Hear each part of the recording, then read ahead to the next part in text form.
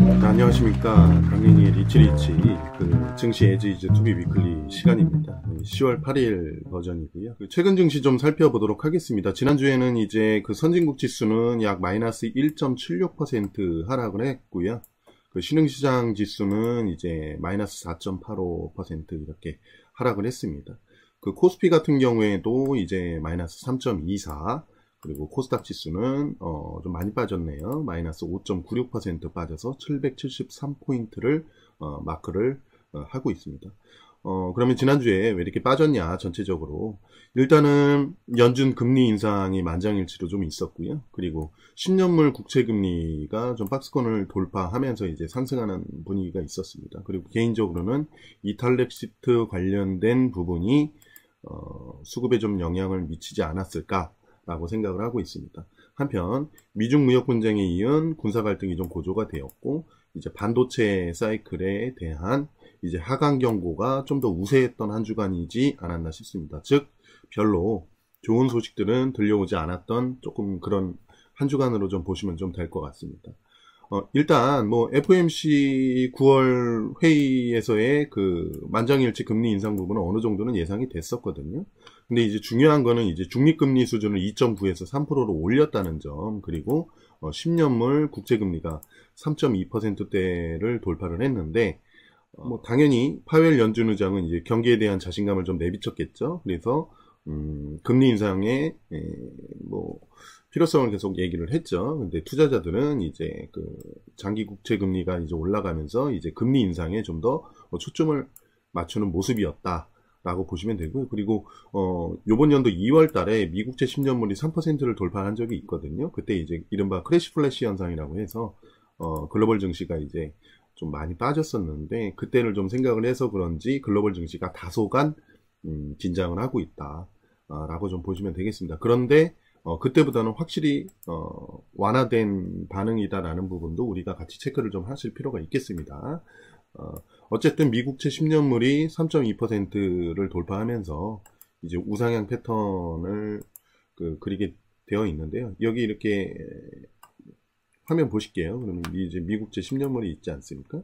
이 미국채 10년물을 이렇게 놓고 보면 이제 2018년 이제 1월 말 2월 달 가면서 거의 3%대로 이렇게 가면서 이제 글로벌 시장이 한번 그런 적이 있었고요. 그 다음에는 대략적으로 이제 박스권 흐름을 보여줬죠. 그랬다가 요번에 이제 비로소 좀 올라가고 있는 것으로 좀 보시면 좀 될 것 같습니다. 저는 개인적으로 이 올라가는 것이 정상적인 흐름이라고 생각을 하고요. 중립금리가 3% 정도로 일단은 제시를 했는데, 시장에서는 그거보다는 조금 더 높게 보는 걸로 보시면 좀 타당하지 않을까 그렇게 생각을 하고 있습니다.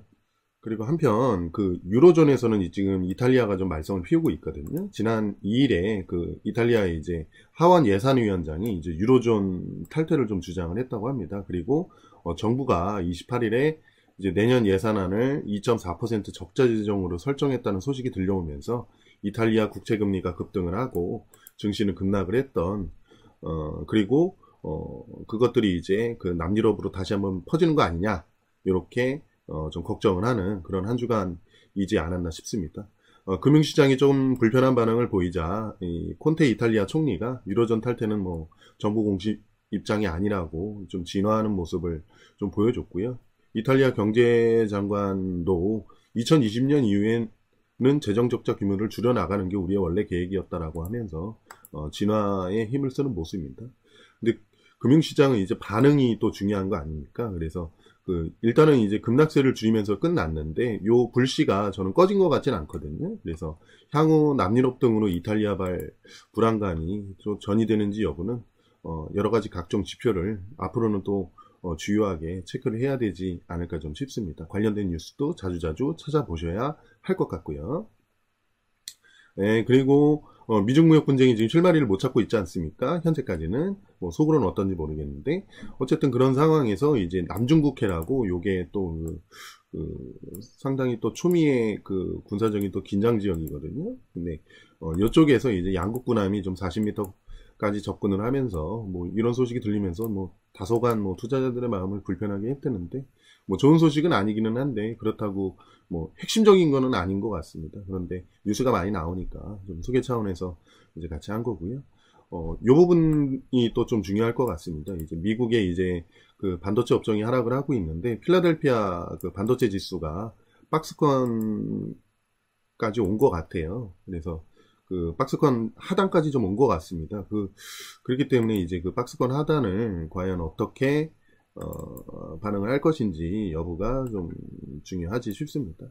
그래서 요 필라델피아 반도체 지수가 요 박스권 요 부분을 이제 만약에 뚫고 내려가게 되면 그 재고 사이클에 그 따른 그 친구들의 주장이 좀 더 이길 수 있기 때문에 그런 부분들로 생각을 해보면 국내 시장에 뭐 삼성전자라든가 하이닉스라든가 이런 친구들을 놓고 봤을 때 그 조금 더 재차 하락할 수 있다. 그 관련된 이제 소규모 업종들은 이제 마찬가지로 변동성이 더 크기 때문에 추가 하락을 할 여지가 있다라고 보시면 될 것 같습니다. 삼성전자는 실적이 나쁘지 않게 나왔어요. 그 정도면. 그런데 이제 반응 보시면 아시겠죠? 해외 쪽의 반응이 워낙 뭐 지금 뭐 좋은 상황이 아니다 보니까 이렇게 이제 클래스 다운을 조금 진행하고 있는 그런 모습을 좀 보여주고 있다라고 보시면 될 것 같습니다.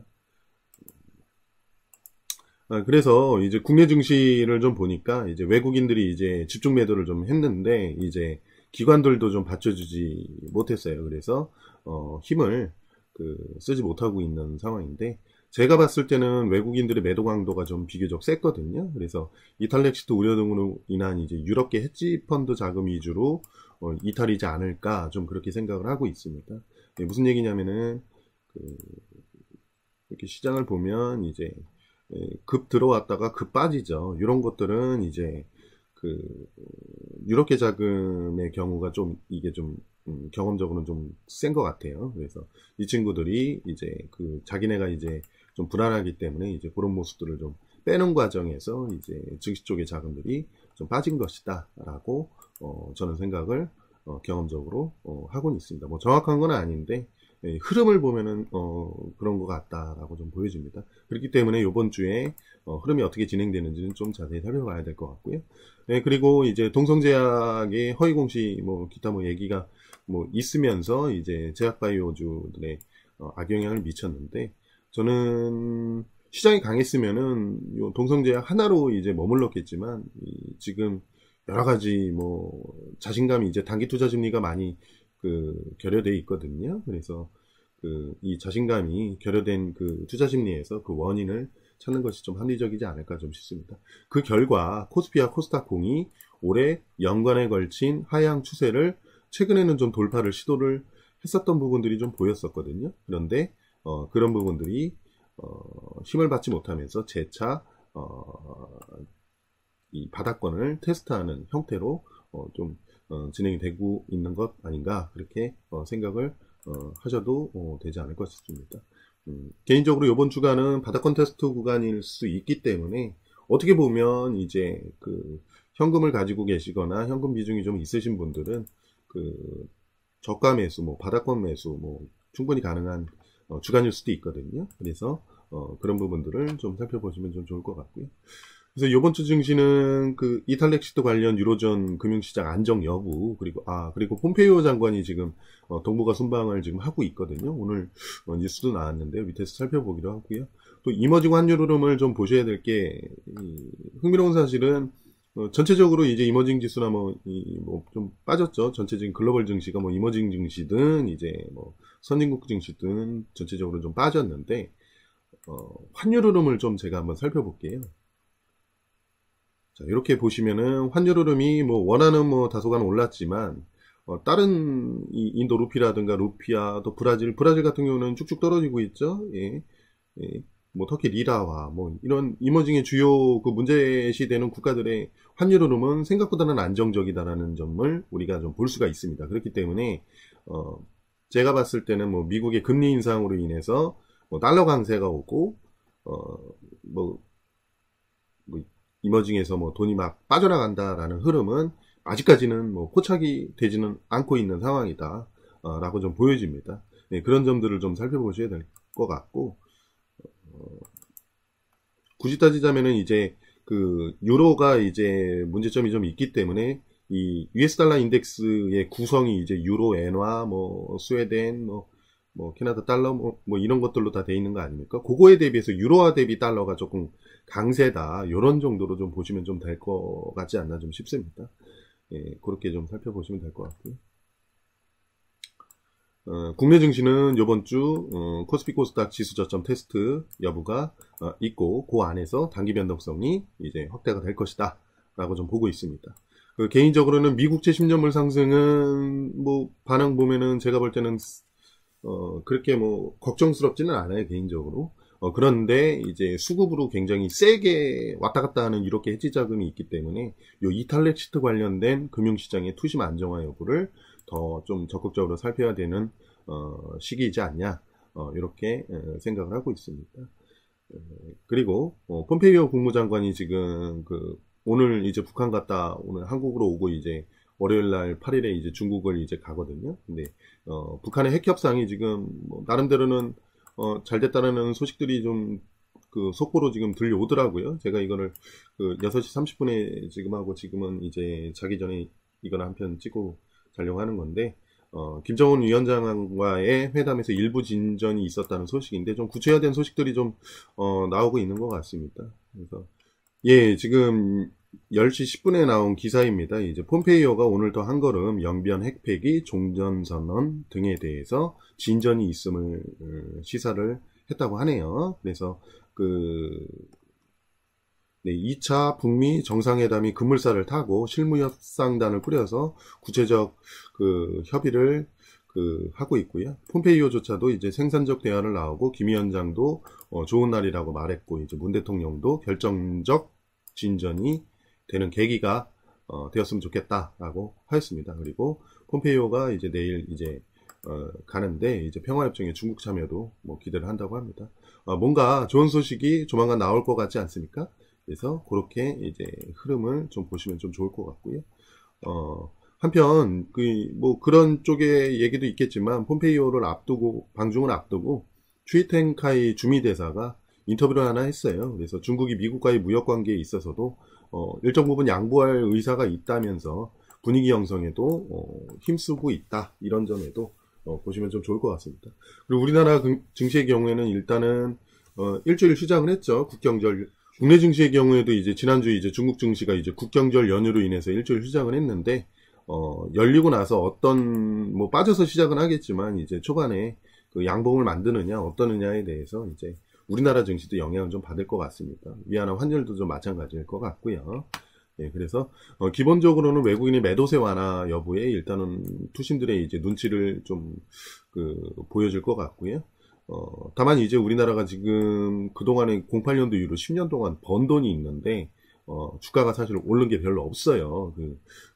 이 가치적인 측면에서 봤을 때. 그래서 요 PBR이 있기 때문에 저점 부분에 대한 반발 매수세가 언제든지 이제 들어올 수 있습니다. 그렇기 때문에 외국인이 매도세 완화가 투신에 바로 자신감을 심어줄 수도 있기 때문에 대형주는 관련해서 오히려 저가 매수 관점으로 그동안 쇼핑을 못했던 것들이 있으면 이제 하셔도 되지 않을까 좀 싶습니다. 그리고 개별주들의 경우에는 이제 위에 대북 관련주들이 우선 주초에는 좀 주도를 할 것 같은데요. 그 외에도 실적 시즌이기 때문에 뭐 실적 서프라이즈라든가 뭐 다른 기타 어떤 뉴스에 따라서 이제 불안한 투심을 타고 짧고 못하네요. 굵게 반응할 가능성을 염두에 두고 투자 활동을 진행하시면 좀 될 것 같습니다.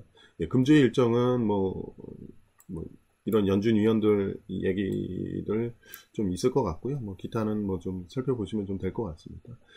마지막으로 이제 만약 제가 이제 운용을 하게 되면은 요거를 중심으로 운용을 하게 되거든요. 그렇게 되면 이제 장기 70% 단기 30% 투자자라고 하시면은 첫 번째로 장기 투자 관점으로 선별된 주식 쇼핑 목록이 있으실 거예요.